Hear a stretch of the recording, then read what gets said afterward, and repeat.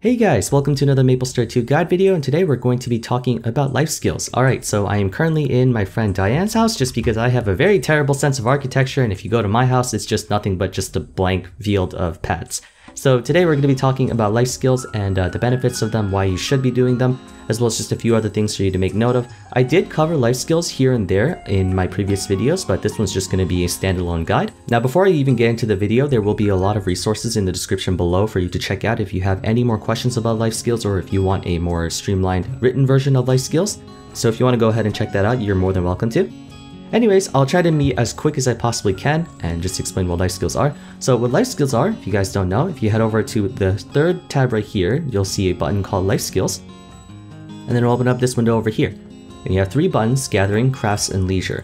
What life skills are for the most part is they're just stuff that you do on the side to enhance, I guess, your professions. Kind of like how professions were in MapleStory 1, where, you know, there's alchemy, smithing, and the like. Here, life skills are a bit more streamlined in that there are 4 different life skills. You have mining, ranching, foraging, and farming. At least in the gathering section. In the crafts tab, you have smithing, handicrafts, alchemy, and cooking. And in leisure tab, it takes care of interior design, which is your ability to build a house, I guess. And then also pet taming. So really quickly, I'm going to go ahead and talk about each respective tab, and then I'll show you guys a little bit more on how to get the resources. Over in the mining tab, we have your list of minerals and ores that you can harvest to pick up their materials. So you have copper, tin, zinc, silver, iron, lead, nickel, raven steel, tungsten, gold, platinum, cobalt, and palladium. The way it works is that for life skills, at least for the gathering crafts tab, actually also the leisure tab, is that your ability to harvest a certain amount of resources or craft a certain amount of resources depends on the rank of your life skill. And to increase the rank of this life skill, you have to just craft a whole bunch of items. So if I were to go ahead and show you, let's say, crafting the rice or cooking the rice flour, by taking rice ingredients and turning them into rice flour, it will give me 1 mastery point per rice flour that I make. And then upon reaching a certain cooking score, then you'll rank up to the next tab, in which case you can cook more advanced things. And the further and further you go down, the more valuable those items that you can make become. So if we were to go over into the smithing tab, early on you really can't make too many things. You can make a few things like chainmail gloves, which increases the gain from ranching, or another ranching gain as well. But like, let's say the further you go down, you start to find some actual usable equipment. Like you can craft savagery equipment. You go even further down, and you can craft things like even weapons. Now, the smithing tab is kind of crap because these are not the most valuable resources. However, they are very good for getting your alt accounts geared up without having to go through like the entire quest line or such. So it's there. It is definitely there. Handicrafts, same thing. You start off with being able to get a couple more mining items, maybe getting some more defense, getting some defense here. But then further down, you can collect some actual decent accessories, like savagery accessories and stuff like that. Once again, not nearly as, I guess, valuable, but if you do get, let's say, a very good bonus attribute line on your savagery gear, such as, let's say, piercing and boss damage, you can sell that for quite a bit. Now, if we were to go over into alchemy, same thing. Alchemy allows you to craft potions and a few other things, like you can actually dye your gear. You can craft some tonics. If you go even further and further down, you can get some very powerful potions, like, let's say, the unstable damage boost tonic, or a special warrior and special mage tonic. These are very valuable. And yeah, so that's what we have right there. Now let's go over into cooking. Cooking is actually probably the most valuable life skill for you to work on, just because you can craft some extremely powerful items. Early on, you can't really get too much. Once again, you have just the standard like increases foraging gain, but the further you go down, you can get increased maximum health. You get bonus experience. You get more foraging gain, but you go further and further down, you can start making actual good combat stat items, such as the Elenian Mega Blueberry, which gives you more defense, or let's say the Mega Veil Burger, which gives you accuracy, and even further down, you can make the Crispy Fried Chicken, which gives you physical and magic attack for your entire party. So yeah, alright, so now for how to actually get the materials for smithing, handicrafts, alchemy, and cooking, let's go over into the gathering tab. Just like in the crafts tab, your rank determines what items you can actually harvest from. So as you can see right here, I have a mining rank of 10, which means I can harvest copper, tin, zinc, silver, iron, lead, nickel, raven steel, tungsten, and gold. But to harvest platinum, you need rank 11, cobalt, you need rank 12, and palladium, you need rank 13, which you can obviously increase by harvesting over time. The higher your rank goes, the less valuable lower ranked harvestings become. For instance, copper, tin, zinc, silver, iron, or if we were to keep going all the way up to, I believe, yes, nickel, I don't get any mastery. However, even so, it's still in your best interest to harvest all of them, just because, you know, you're going to need it for crafting later on. And some lower level components can be used to make higher level stuff. Like if I were to go all the way to the bottom, you need quite a bit of ingredients to prepare a crispy fried chicken, and some of these will require lower level materials. So for mining, covers all the ores, ranching covers livestock, foraging covers herbs and plants, and then farming covers produce. How to go into getting, let's start off with ranching and farming, because there are two, I guess, subcategories of gathering. So the first category is ranching and farming, and the second category is mining and foraging.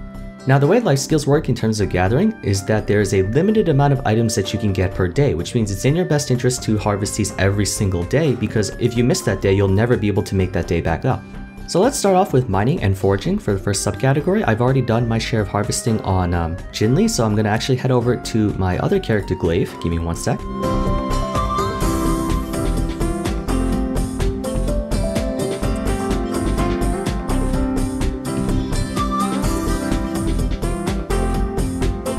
Speaking of which, life skills is bound per character, which means each character has their own set of life skills that they have to do.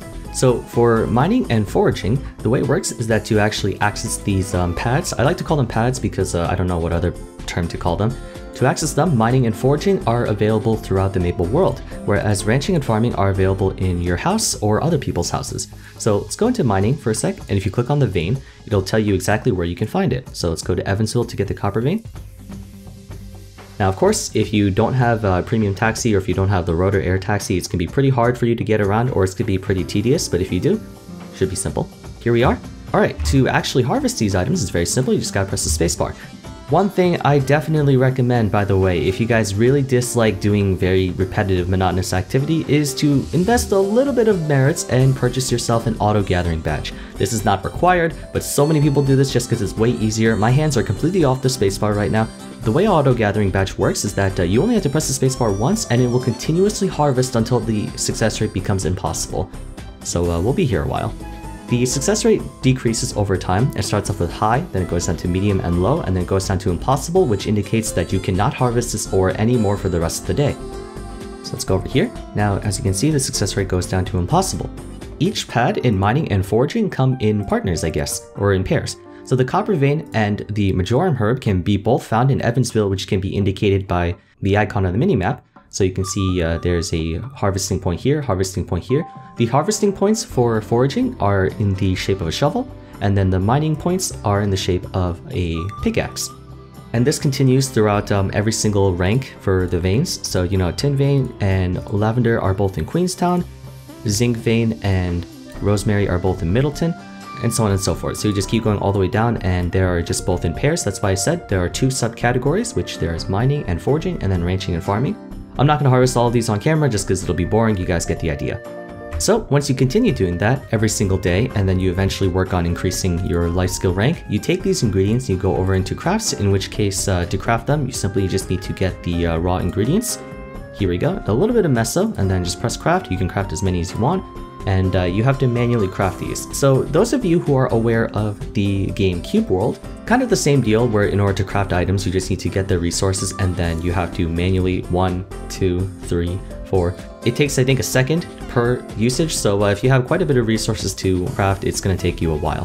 What a lot of people like to do is they like to have it run multitasking. So let's say while you're working on like homework or something, you just press the button to craft it. You don't need to be near anything to craft. However, you cannot craft while in combat. You cannot craft, I think that's it. You just can't craft while in combat. But you don't have to be near any sort of like mechanism to do so, which is convenient, I guess, but just overall, it does take quite a long time. It's a pretty tedious process. And yeah, so if you guys want to cancel it, simply just gotta close the life skill tab. Now, I'm going to quickly go over into ranching and farming because they are a little bit different. Ranching and farming pads can be found in your own house, and to actually get them, click over the start furnishing button in your own house. By the way, pardon my really terrible architecture. And then you go over life skill items, and then it'll show you all the pads that you can place down. The higher your ranching and foraging go, the more pads you can put down. These ones are more advanced, which means I can't get them quite yet. And the way you harvest them is the same way that you would harvest mining and the foraging, or whatever it's called. Right over here, yeah. The way to do it is that you want to get them into pads of 2x2s, because if your character is standing right in the middle, you can harvest all 4 of them at the same time, like that.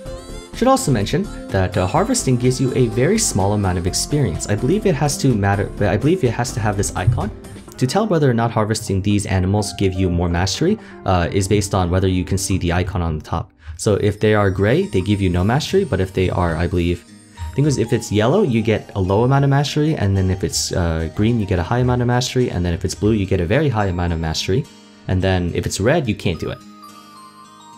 Once again, I'm not going to take every single one just because it's going to be boring. You guys get the idea. However, there is one pad in particular that has an absurdly high amount of resources that you can harvest above every other one, which is the Mysterious Meteorite Tree. Now, the Mysterious Meteorite Tree, despite being in the, I think it was the farming section, right over here, this is not used for crafting to my understanding. It's used in leisure to craft dryad snares, which that's a whole nother video for another time. Anyways, so you continue doing that until the success rate goes down to impossible. Just harvest all of them as you can go along. Once again, this differs from character to character, which means that if you harvest everything on one character, you can go on your alt character and do it again. And but I don't believe you can trade these. No, you can't. They are bound per character. But any items that you craft, for the most part, are, I believe, tradable. So if you craft like a special warrior tonic, for instance, let me go in again. The special warrior tonics here are tradable, so that's worth quite a bit. And if you go ahead into the black market, for instance, you can sell these for a decently large amount of meso. Anyways, let's go ahead and cover one specific special attribute about the farming and ranching tab, in where you can actually visit other people's houses and also farm and also harvest the stuff there. So I'm gonna go to Diane's house real quick. Alright, so in other people's houses, you can also harvest a rather low amount of resources from that specific pad. So for instance, in Chicken Pen, let's say you can harvest, I don't know, this is just a hypothetical number, maybe like 40. If you go to another person's house, you can only harvest a very small amount. So here, you can only harvest 2. However, that's still more resources that you can actually pick up. And you do want to go ahead and go over into other people's houses to harvest their stuff. Don't worry, you're not stealing from them, it's just there for you to use if you want to. Now, I believe, from my understanding, you can only go to one other person's house in terms of harvesting. Like, if I were to go to another person's chicken pen, let's go to Johnny's, I guess. I believe I cannot harvest from him. Yeah, that's right. So it only counts if you go to one other person's house, but you can harvest from 2 different locations per day, your house and their house, for just a little bit more resources. Also, I just realized how much better my guildmates are in terms of building. Although, there are definitely much better ones out there, no offense, Johnny. Like, Diane's is really cool, but I really should work on building my own house soon. Although I'm a terrible builder of Minecraft, so that might not even work. So, let's go over into the crafts tab. I believe I covered everything I needed here.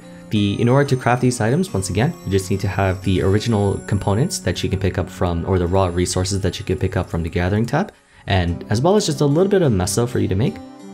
And then you continue increasing your rank to be able to craft more stuff, to be able to harvest more stuff.